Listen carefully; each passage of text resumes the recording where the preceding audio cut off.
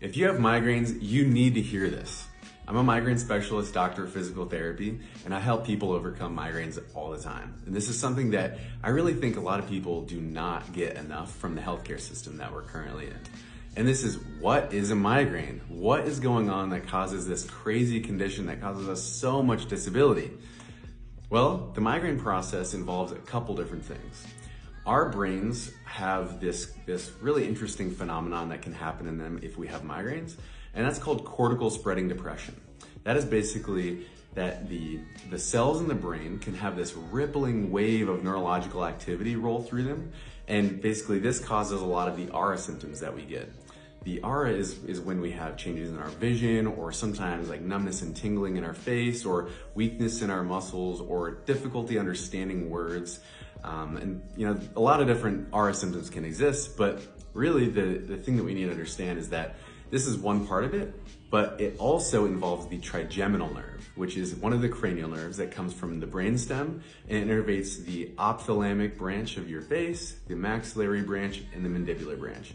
It also innervates your chewing muscles and your jaw joint here. It also innervates the sensory information from your eye, not your vision.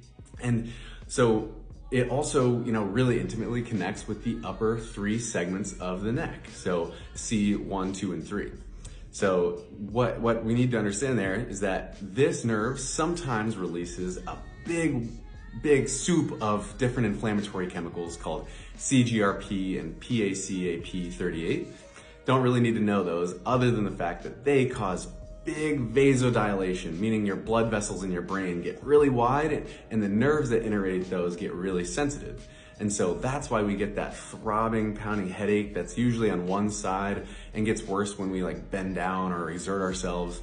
But it can also, spread across the head because you have blood vessels all throughout your head, and this nerve can kind of, send this inflammation into all of those. And so we need to find ways that help to manage inflammation, help to promote brain stability, meaning preventing that neurological cascade of activity from going on. And this is how we build the 7 pillars of the migraine renaissance process, because all of these things help to come together to provide more neurological stability and help to prevent that really big wave of inflammation from occurring. So if you want to learn more, give me a follow and let's talk about it some more.